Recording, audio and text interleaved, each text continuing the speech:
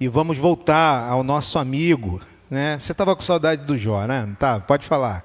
Estava com saudade do Jó? Vamos voltar ao nosso amigo Jó. Nós temos trabalhado essa série de mensagens, né? Pedi lá a Júlia para colocar para a gente. Uma série de mensagens, de reflexões nesse livro tão difícil de engolir, tão difícil de lidar com ele. E nós escolhemos um tema que fala justamente dessa dificuldade, do absurdo que parece haver neste livro e de como Deus vai trabalhando na vida de Jó como o absoluto, como Deus soberano. Então, o absurdo absoluto, reflexões no livro de Jó. Eu cometi um erro. O Davi que me deu luz para esse erro. Eu pulei um texto. Eu pulei o texto do capítulo 16. A gente vai dar um jeito de trazer ele de volta. Né? Eu já tinha preparado o 18, 19, eu fiquei um domingo sem pregar em Jó. Então, a resposta de Jó a ele faz, né, o último texto que nós trabalhamos, a gente vai ver mais à frente. Hoje nós vamos trabalhar tanto o que é Bildade, o segundo discurso de Bildade, e a resposta de Jó a Bildade. Mas eu queria começar esta mensagem te perguntando que esperança há quando o cerco se fecha? Que esperança há quando os terrores vêm, quando as pernas falham, quando as bombas começam a cair mais perto do abrigo? Que esperança há quando o médico diz, não há nada a fazer? Que esperança há quando as sirenes de alerta tocam, quando o alerta de uma aeronave abatida soa, é hora de saltar? Que esperança é? Ou que esperança há quando o cerco se fecha? Vocês conhecem a história do aviador Danilo Marques Moura? Alguém já ouviu falar nesse aviador? Danilo Marques Moura? Ninguém? Não? Então vamos lá. Danilo Marques Moura era um aviador que enfrentou muitos inimigos na Segunda Guerra Mundial. Ele nasceu em 30 de junho de 1916, Cachoeira do Sul, no Rio Grande do Sul. Ele era segundo-tenente da FAB. E em fevereiro de 1945, Danilo voou em sua 11ª missão, juntamente com outros 11 aviadores brasileiros que precisavam atacar uma ponte ferroviária em Castel Franco, noroeste de Veneza, na Itália. Ele estava no seu Thunderbolt, ele era um dos alas.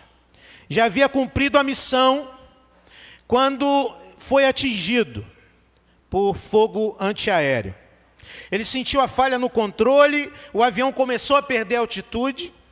Ele fez o que podia naquele tempo. Ele destravou tudo, abriu a tampa e pulou de paraquedas para salvar a sua vida. Ele fez o que ele podia fazer. Mas quando ele pulou, ele estava muito próximo da terra e mesmo que o paraquedas tenha aberto, ele teve um tombo muito feio, estabacou-se de cara no chão e ficou todo ferido, com a cara toda inchada.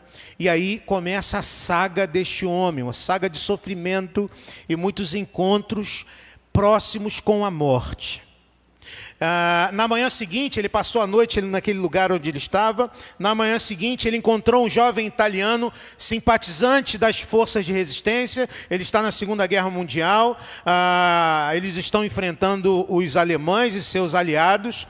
E este jovem italiano, simpatizante dos aliados, contra os alemães, deu a ele um pouco de comida, um pouco de bebida quente e trocou roupas com um aviador que deu a ele o seu paraquedas e prometeu que um dia voltaria a vê-lo.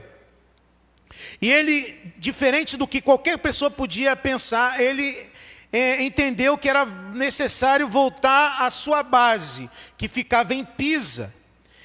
Mas esta base ficava a 400 quilômetros de onde ele estava. E ele, mais uma coisa interessante, em vez de ir pela mata, ele então escolhe ir pelas estradas, porque entendia que nas matas iriam procurá-lo. Ele então foi pelas estradas, disfarçado de mendigo, arranhando em italiano, que ele tinha tido algum contato na terra onde ele nasceu. Ele apanhava aqui e ali, em algumas casas ele conseguiu vinho e comida, ele passava frio, estava infestado de piolhos, ele perdeu peso e vira um morto-vivo, andando, caminhando, sem saber se vai ficar vivo, na iminência de encontrar soldados alemães. E quando então precisava passar na fronteira, controlada pelos alemães, ele pensou, e agora? O que fazer agora? Passar pela fronteira controlada pelos alemães. Ele tentou 3, 4 vezes, não conseguiu. Pensa no desespero deste homem. Você já está um mês fora de casa, você já está dado como morto, vendo de longe o lugar onde poderia reviver sem conseguir chegar lá. E não tem quem possa te ajudar. Está sozinho. O que fazer quando estamos assim, irmãos? O que fazer quando estamos sozinhos e parece que até mesmo Deus nos abandonou? O que fazer? Quando falta força, quando falta esperança, quando estamos sozinhos, quando parece que não há esperança, quando parece que a morte está diante de nós, o que fazer quando passamos por isso? Temos aqui 2 capítulos.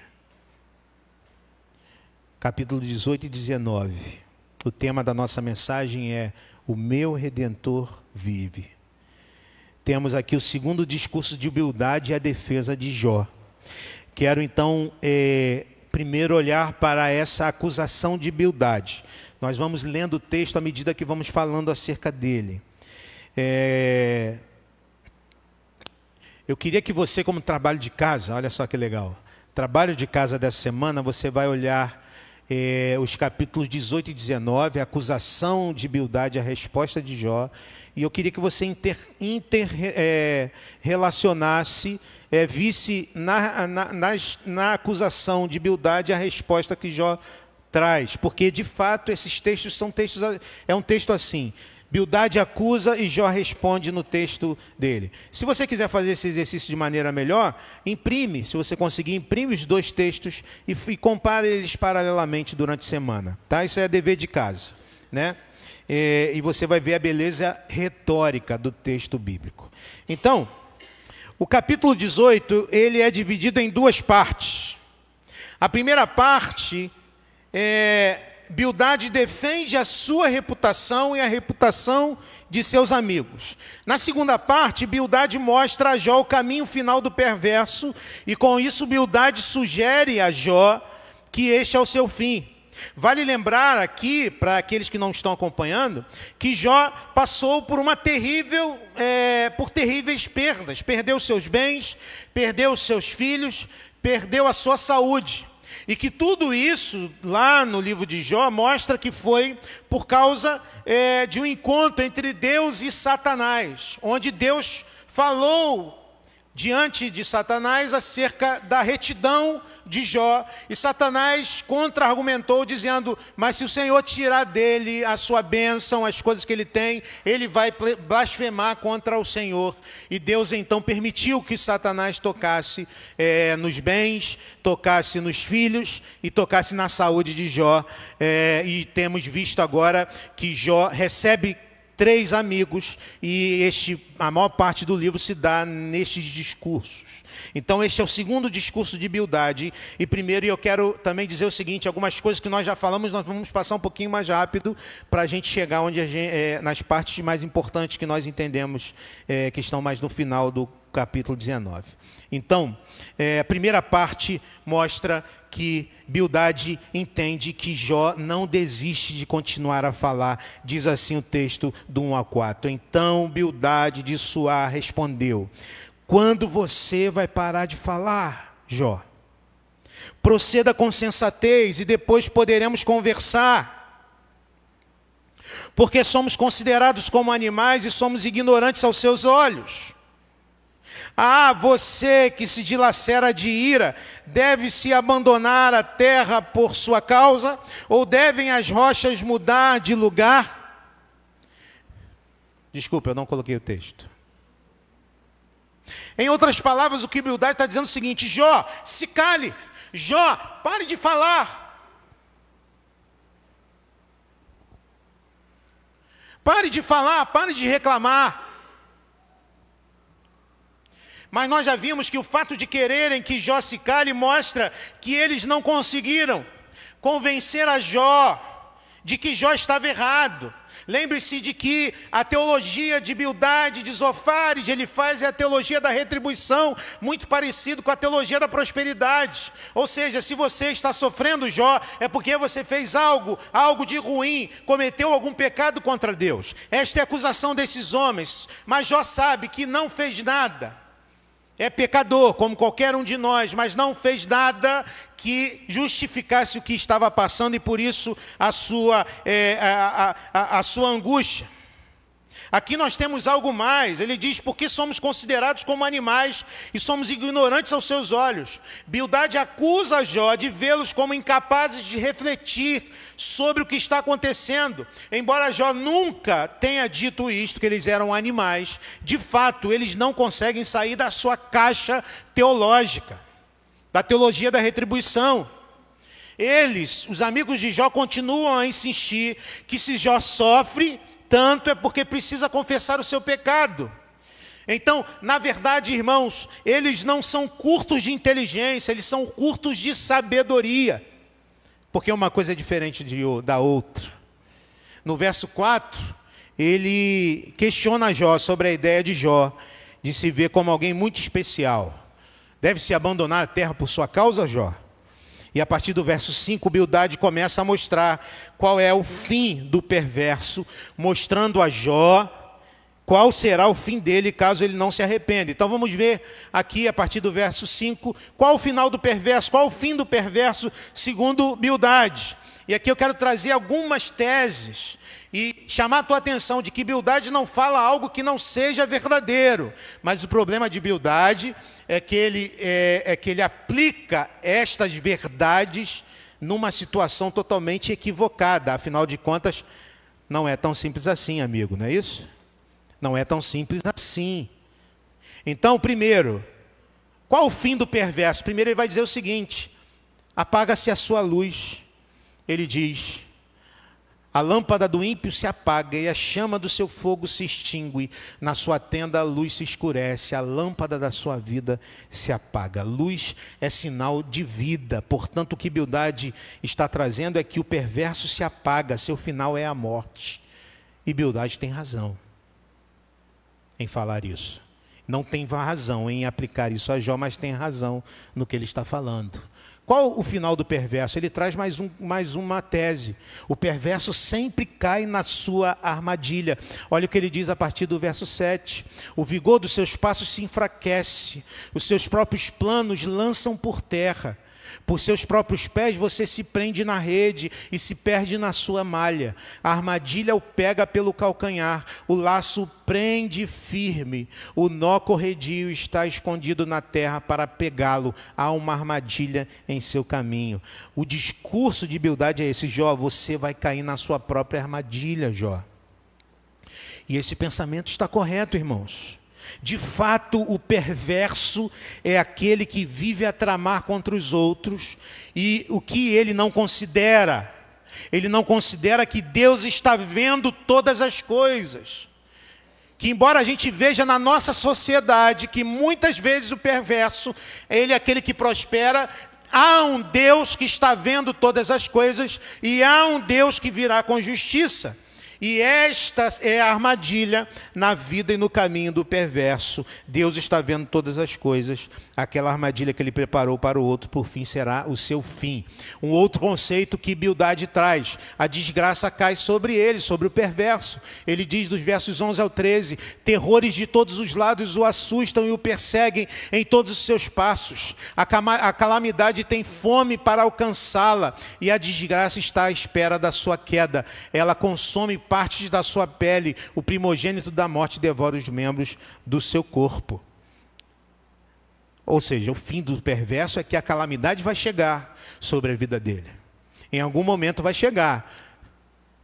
Ainda, ele diz que a sua memória é esquecida, a memória do perverso é esquecida. Ele diz, dos versos 14 em diante, ele diz: ele é arrancado da segurança da sua tenda e o levam à força ao rei dos terrores. O fogo mora na tenda dele, espalham enxofre ardente sobre a sua habitação.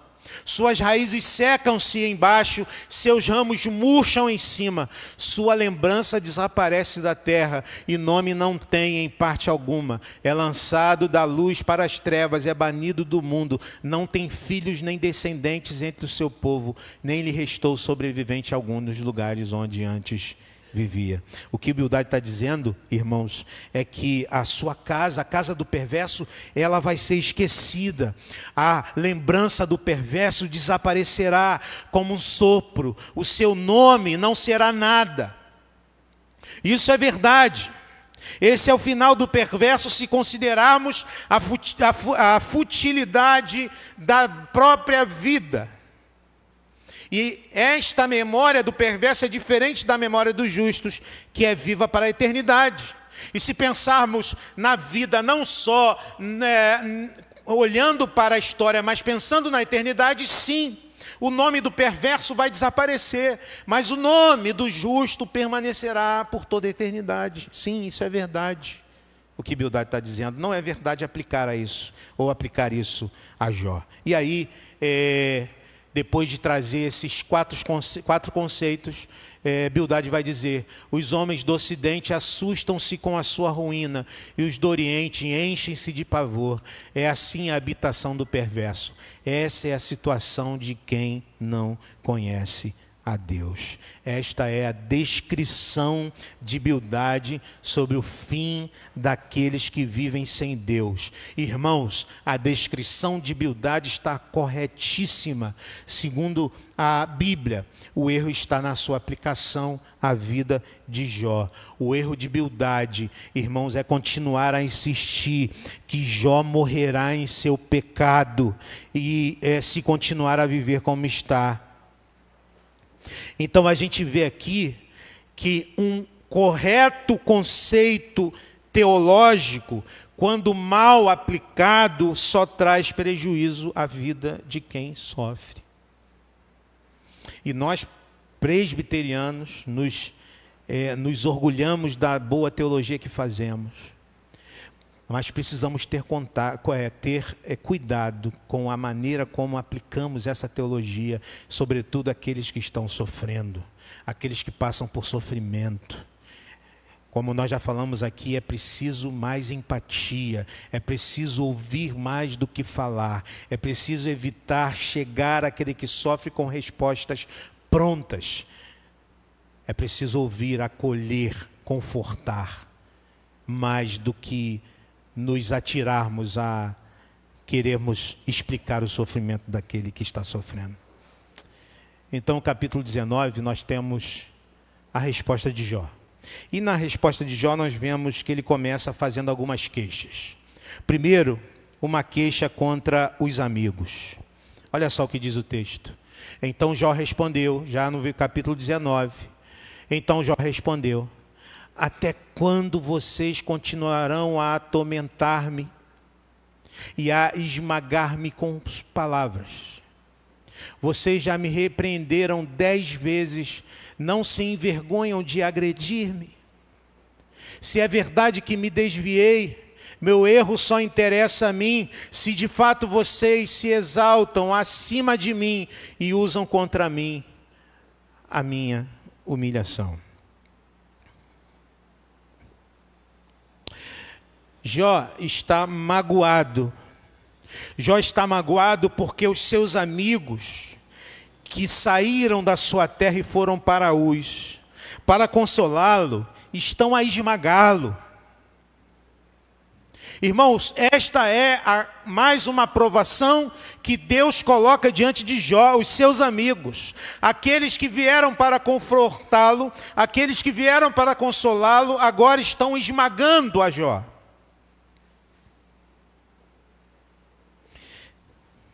No verso 4, Jó está reconhecendo que é um pecador, mas não que seu sofrimento acontece por causa do seu erro. E a seguir, ele apresenta a sua queixa a respeito de Deus. Jó traz uma queixa contra os amigos. Essas palavras mostram muito bem como este discurso de Jó está carregado com esta mágoa, com este sentimento em relação aos seus amigos. Mas Jó não para por aqui, porque ele traz uma queixa também contra Deus. E isso nós vemos a partir do verso 6, quando ele diz: saibam que foi Deus que me tratou mal e me envolveu em sua rede. Se grito, é injustiça, não obtenho resposta. Clamo por socorro, todavia não há justiça. Ele bloqueou o meu caminho e não consigo passar. Cobriu de trevas as minhas veredas. Despiu-me da minha honra e tirou a coroa da minha cabeça. Interessante que Jó diz isso. Foi Deus quem fez isso comigo. E, irmãos, ele tem razão. Foi Deus quem fez isso com Jó. Não dá para a gente negar isto. E por isso, muitas vezes, é tão difícil lidar com este livro. Foi Deus quem fez isso com Jó. Mas eu quero dizer para você que mesmo quando você olha para a sua vida e percebe que há situações adversas, que há problemas, que há lutas na sua vida, sim, é verdade que Deus permite que muitas vezes passemos por situações adversas. Sim, é verdade também que nós muitas vezes somos aqueles que procuramos as situações adversas da vida porque somos pecadores. Sim, é verdade também que Satanás está ao nosso derredor e ele está o tempo todo buscando ocasiões para nos fazer tropeçar. Sim, tudo isso é verdade, mas, entretanto, olhando tudo isso, e percebemos que, em última instância, há um Deus soberano que está fazendo ou permitindo que as coisas aconteçam na nossa vida, as coisas boas, mas também as coisas ruins. E Ele tem um propósito em tudo isso. Jó está reconhecendo isso, foi Deus quem fez. Ele não está entendendo, ele está sofrendo terrivelmente. Ele tem razão, nós já falamos sobre isso. Em última instância, foi mesmo Deus quem fez isso com ele. Deus tem propósitos na vida de Jó. Ele diz: se grito, é injustiça, não obtenho resposta. Você já se sentiu assim? Você clama por socorro e não tem quem te responda? Teu coração está pedindo socorro e você não tem quem o escute. Você já passou por situações assim? Parece que você está sozinho ante o perigo. Lembra do Danilo? Do aviador brasileiro, sozinho, sem ter com quem conversar, sem ter a quem pedir ajuda. É assim que muitas vezes nós nos encontramos. Verso 8 ele diz: ele bloqueou o meu caminho, Deus bloqueou o meu caminho, não consigo passar. Cobriu de trevas as minhas veredas. Você já se sentiu assim também, como se estivesse numa floresta. Você anda e não consegue sair do lugar. Parece que seus caminhos estão todos fechados. Ele diz: Deus despiu-me de honra e tirou a coroa da minha cabeça. Jó era um homem rico. Jó era um homem respeitado. Jó era um homem poderoso. Agora que resta é um homem horrível, maltrapilho, acusado de ser pecador e tolo. Você já se sentiu assim? Você lembra dos dias em que você se sentia filho de Deus? A gente vive numa igreja evangélica brasileira que tem uma teologia também que ensina isso pra gente, né? Você é cabeça, não é cauda, meu filho. Você vai prosperar sempre, você vai ser sempre abençoado. E aí quando você passa por luta e dificuldade, você pensa: Deus me abandonou mesmo. Tirou a minha honra. Aquele que era meu inimigo agora é meu, e aquele que era meu amigo agora é o meu inimigo. Ele continua queixando-se contra Deus. Ele diz: ele me arrasa por todos os lados. Enquanto eu não me vou, desarraiga a minha esperança como se arranca uma planta. Sua ira acendeu-se contra mim, ele me vê como inimigo. Suas tropas avançam poderosamente, cercam-me e acampam ao redor da minha tenda, é o que diz Jó. Não há lado para onde eu não sou arrasado. Como uma árvore arrancada até a sua raiz, assim ele se vê. Assim Deus fez comigo, diz Jó. Ele me via como amigo e agora me vê como inimigo. Essa é uma das maiores dores de Jó, é que ele agora não consegue sentir o amor de Deus. E muitas vezes nos sentimos assim por causa das dificuldades, das lutas e dos sofrimentos da vida. Já sentiu assim? Alguém que você gosta, alguém que gostava de você, de repente para de falar com você? E você, já aconteceu isso com você? Já aconteceu isso comigo. Né, Gleice? Uma pessoa que eu gostava muito, que gostava de mim, de repente parou de falar comigo. E aí eu fui procurar essa pessoa não falou o que eu fiz com ela. Isso tem muito tempo, tá, gente? Eu não era nem pastor ainda. E aí depois de um tempo eu fui procurar de novo, ela não falou o que eu fiz com ela, eu não sei até hoje. E pior que essa pessoa não é viva mais. Eu não sei o que eu fiz com ela. Ela parou de falar comigo. Eu não sei, não faço ideia. Você já se sentiu assim? Já aconteceu isso com você? É assim que Jó se sente. Deus me amava, Deus me abençoava, Deus estava comigo, eu era uma pessoa abençoada e agora Ele virou as costas para mim, Ele é meu inimigo, Ele faz o mal contra mim e eu não sei, eu pergunto o que foi que eu fiz, Ele não me responde. Ele se sente como uma pequena tenda cercada por um grande exército. É assim que Jó se sente. É assim que ele está sentindo. Os amigos se afastaram dele. Parece que Deus se levantou contra ele. Muitas vezes é assim que nos sentimos. Os amigos vão embora.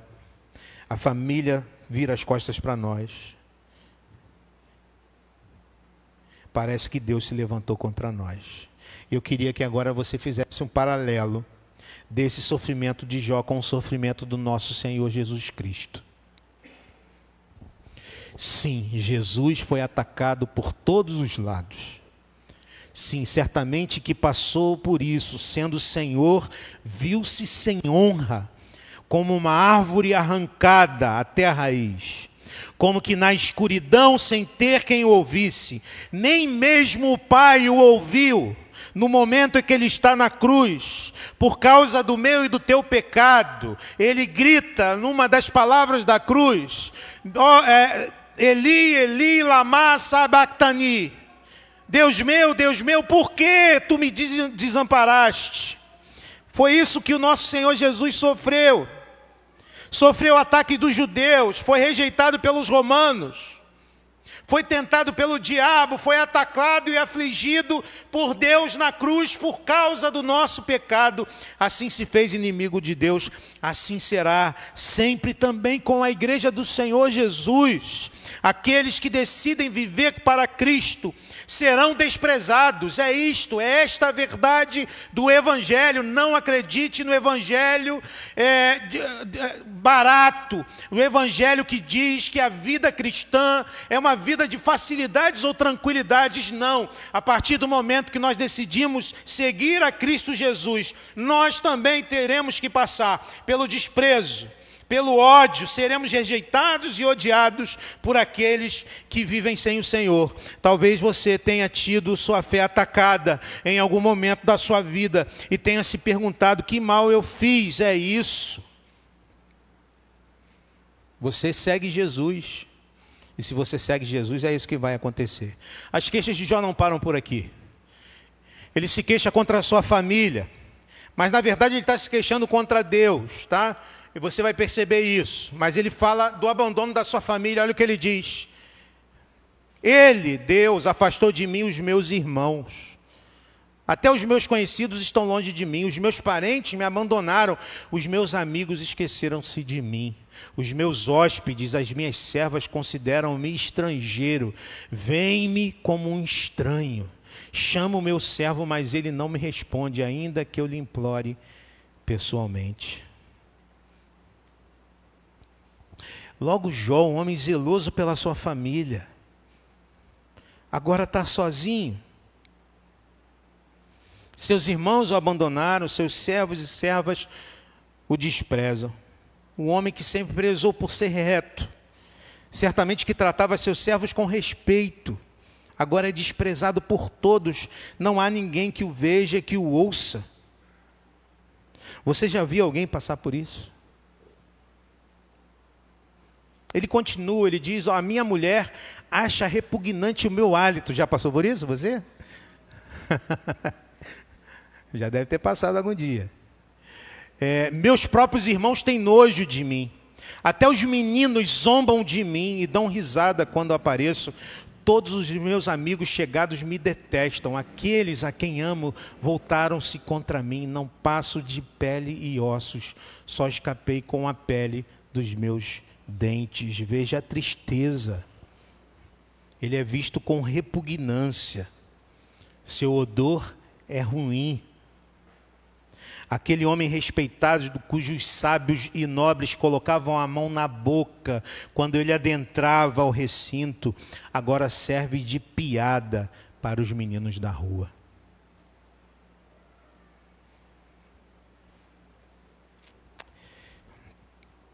Todos os amigos o abandonaram e quem ele ama se voltou contra ele. Você conhece alguém que já passou por isso? Conhece?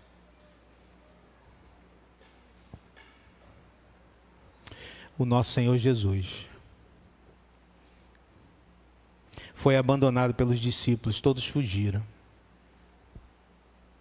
As mulheres ficaram ali, homens, é verdade, as mulheres ficaram ali com o nosso Senhor, mas nada poderiam fazer por ele, porque até mesmo Deus, o Pai, o abandonou na cruz por causa dos nossos pecados. E aí ele clama por misericórdia, quando ele diz: misericórdia, meus amigos, misericórdia, pois a mão de Deus me feriu. É lamentável, irmãos, que tenhamos que clamar por compaixão àqueles que supostamente tenham vindo nos consolar. Ele pede misericórdia aos seus amigos. Mas, a partir daqui, temos uma mudança no discurso de Jó. Eu quero que você preste bastante atenção nessa mudança. Pois, embora desesperado e sem entender o que está acontecendo, Jó resiste a abraçar uma má teologia, porque ele sabe que no fundo é Deus quem está fazendo tudo o que está sendo feito. Jó não está entendendo, mas Jó, no fundo, sabe que é Deus quem está fazendo o que está sendo feito. No início do livro nós vimos que é o diabo quem põe a mão nos bens, nos filhos e na saúde de Jó. Mas acima da mão do diabo está a mão de Deus. E vocês lembram o que eu disse aqui, que Lutero disse? Martinho Lutero, o reformador, ele disse certa vez: o diabo é o diabo de Deus. Ou seja, o diabo não faz nada e não pode fazer nada que Deus não permita. Não há uma luta entre Deus e o diabo, não há uma guerra espiritual onde Deus e o diabo estão batalhando e a gente tenta ajudar. Quando a gente faz o bem, a gente ajuda Deus. Deus fica fortinho e começa a ganhar a luta. Quando a gente faz o mal, o diabo fica forte e começa a ganhar a luta. Não é isso que está acontecendo nas regiões celestiais. Há um Deus que é Senhor sobre todas as coisas. E Cristo Jesus, quando morreu e ressuscitou, estabeleceu de forma definitiva a derrota de Satanás. Ele está derrotado eternamente. Esta é a verdade da Bíblia. Portanto, o diabo é o diabo de Deus. Em outras palavras, Deus não nos dá algo que esteja além das nossas forças para suportar. E todo o sofrimento de Jó, todo o sofrimento de Jesus, ou seja, todos os nossos sofrimentos estão dentro do plano redentor de Deus. Creia nisso. Creia nisso. Vejamos. Porque nossos sofrimentos não estão alheios ao plano de salvação. Antes são parte do plano da salvação. Por isso temos uma solução e eu quero então te convidar para este sopro de esperança que nasce no discurso de Jó. Ele diz: quem dera as minhas palavras fossem registradas, quem dera fossem escritas num livro, fossem talhadas a ferro no chumbo ou gravadas para sempre na rocha. Eu sei que o meu Redentor vive e que no fim se levantará sobre a terra. E depois que o meu corpo estiver destruído e sem carne, verei a Deus. Ele continua: Eu o verei com os meus próprios olhos, eu mesmo, e não outro, como anseia o meu peito, no meu peito o coração. Se vocês disserem, vejamos como vamos persegui-lo, pois a raiz do problema está nele, melhor será que temam a espada, porquanto por meio dela a ira lhes trará castigo, e então vocês saberão que há julgamento.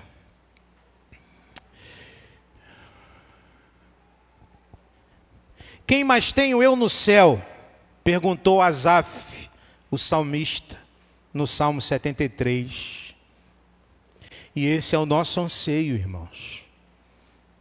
Ter alguém no céu, ter alguém que seja por nós, esse é o anseio humano mais profundo.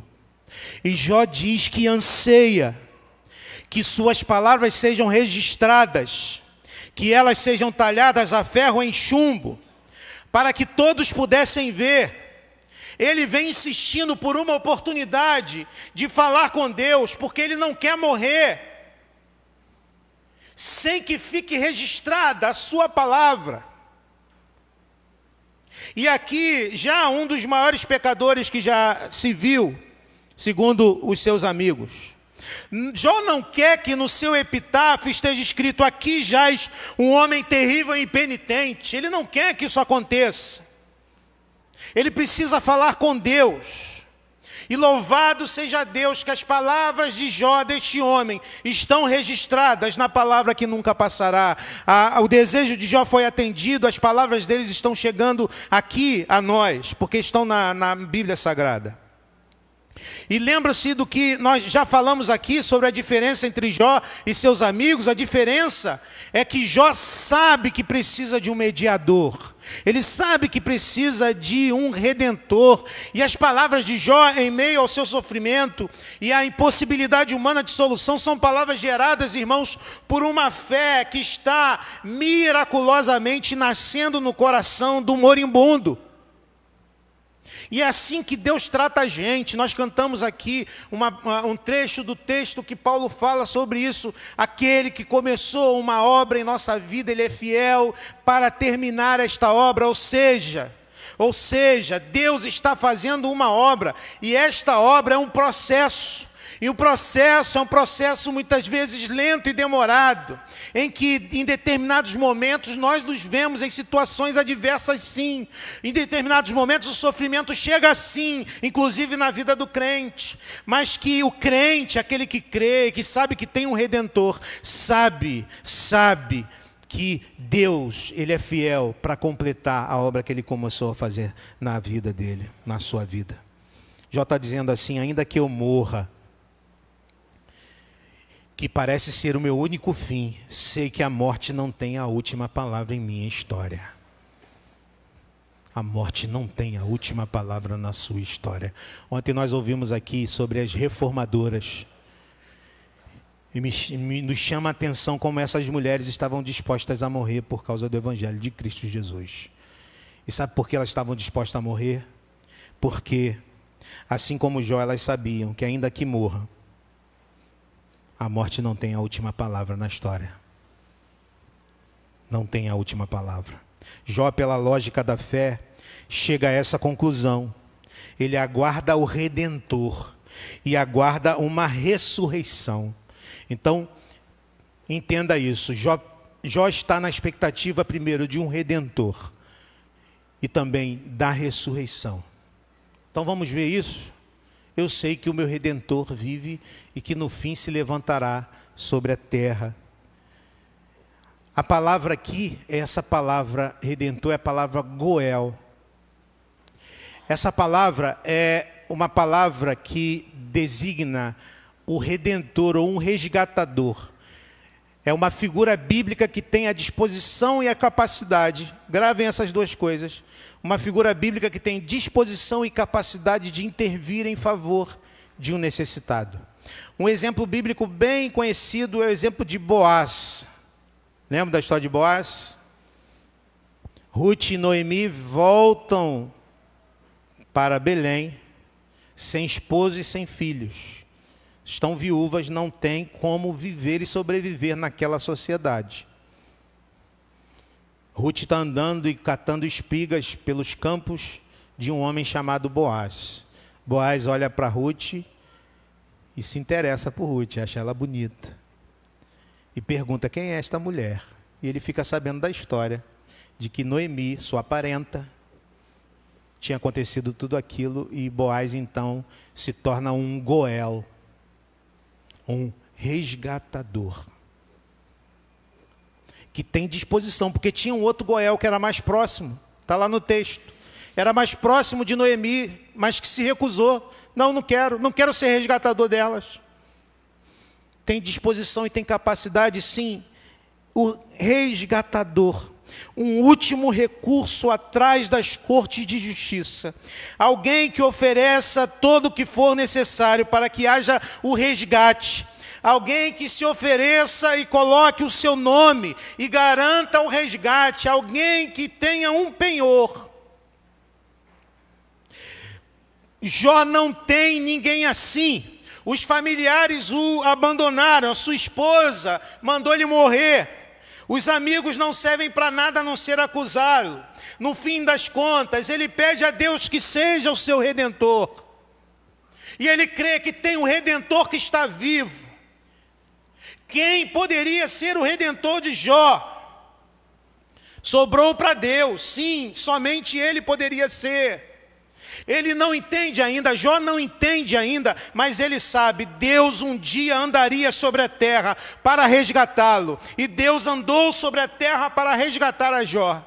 Ele seria feito justo por um Redentor que andaria sobre a terra. Jó viveu antes da encarnação de Deus, em Cristo, da revelação do Filho de Deus. Sim, Jesus é o Deus que andou sobre a terra para redimir todo pecador, inclusive Jó. Mesmo que haja muitas acusações contra o justo Jó, é Jesus quem redimirá e decretará a justiça do justificado Jó diante de Deus. Eu e você somos Jó. Eu e você somos Jó. Somos pecadores e somos sofredores. E por sermos de Cristo somos acusados, mas quem tem a última palavra sobre a nossa vida é o nosso Redentor, que viveu e andou sobre a terra, que morreu a minha e a tua morte, mas que ressuscitou ao terceiro dia, levantou da tumba com o corpo glorificado. E ele diz, a última palavra é minha. E ele diz, é meu. E ele diz, é justo. Ele aponta para Jó, aponta para você, ele é meu, ela é minha. Ele aponta para Jó e aponta para você, ele é justo, ela é justa. Porque eu paguei por ele, porque eu paguei por ela. Essa é a tua esperança? Essa é a nossa esperança? A nossa esperança está nisto, mas não para por aí. Uma vindicação não adianta nada para quem está morto. O anseio não é só por ter o nome limpo, mas por voltar. E ele diz, e depois que o meu corpo estiver destruído e sem carne, eu verei a Deus. Eu o verei com os meus próprios olhos. Olha o que Jó está dizendo, e mesmo... eu mesmo e não outro, como anseia no meu peito o coração. Jó, irmãos, está certo da morte, mas ele acredita que verá com os seus próprios olhos a justiça sendo feita. E como ele fará isso? Ele não está esperançoso, simplesmente numa vida eterna com Deus. Por mais que isso seja bendito e correto, a esperança dele é que ele verá com os seus próprios olhos. Não só o Redentor, mas o Redentor fazendo justiça. Meu irmão, você vai ver com os seus próprios olhos a Jesus.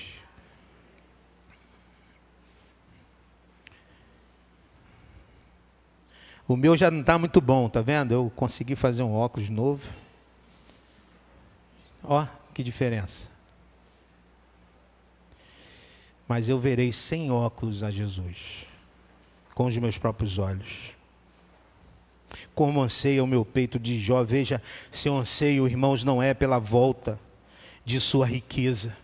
Seu anseio não é por ver os seus filhos de novo. Seu anseio maior é por ver a Deus fazendo com que a justiça prevaleça no seu corpo. A ressurreição é a esperança do povo de Deus.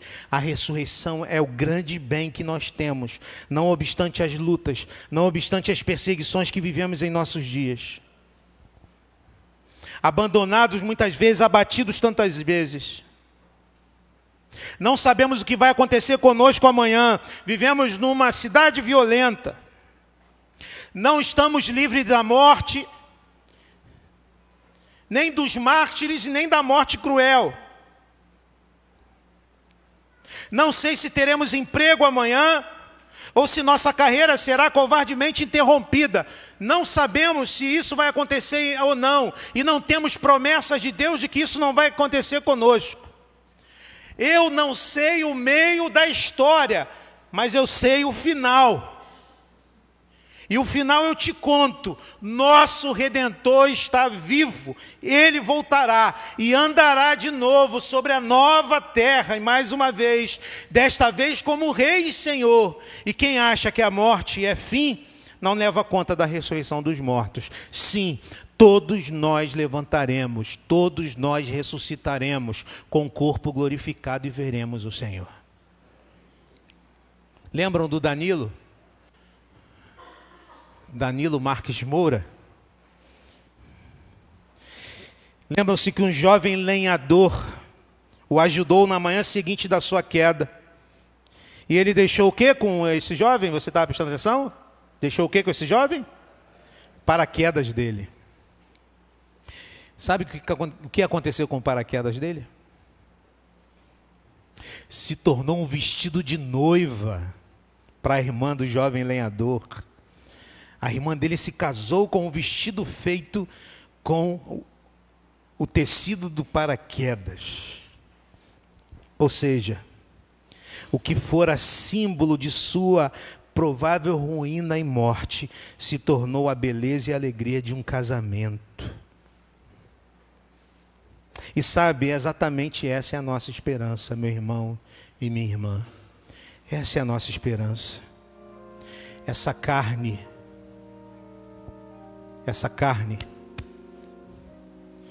que a cada dia se corrompe e que é a marca mais escancarada da nossa ruína e morte, um dia vai ser revestida de incorruptibilidade. Essa carne aqui, que todo dia te faz e me faz sofrer, que escancara diante de mim a meu pecado e a morte que está diante de mim, a cada dia mais próxima, é a marca de que um dia ela vai ser revestida de incorruptibilidade, vai ser refeita para um casamento, sim, para bodas do Cordeiro, o casamento do Cristo ressurreto com seu povo ressurreto. Jó, eu, você e todos aqueles que foram encontrados por Cristo estarão andando sobre uma nova terra e estarão participando desta festa. Deus fará a nossa ruína, ou da nossa ruína à glória. Creia nisso. Deus fará da nossa ruína a glória. Deus fará de nossas tentativas de sobreviver uma nova vida sobre a terra. Ainda que te matem, ainda que me matem, o nosso Redentor vive, irmãos. Louvado seja o Senhor por isso. Eu quero destacar aqui a última frase da música de Martim Lutero, para a gente passar para a nossa Santa Ceia. Martim Lutero tinha diante de si a morte, desafiou um poder grandíssimo, grandiosíssimo, o poder da igreja católica medieval. E diante disso ele compõe este hino tão belo que já falamos, é inspirado no Salmo número 46. No finalzinho ele diz, lê comigo: se temos de perder família, bens prazer, se tudo se acabar e a morte enfim chegar, com ele reinaremos. Você crê nisso? Com ele reinaremos eternamente, com corpos ressurretos incorruptíveis, pecadores que somos, justos e justificados pelo nosso Senhor, pelo nosso Redentor, pelo nosso Resgatador. Veremos a Deus, estaremos com Ele eternamente, na eternidade. Você está sofrendo, você está passando por luta, você está vivendo situações adversas na sua jornada. Creia e diga nesta noite: eu sei que o meu Redentor vive. Eu sei que também viverei eternamente com Ele.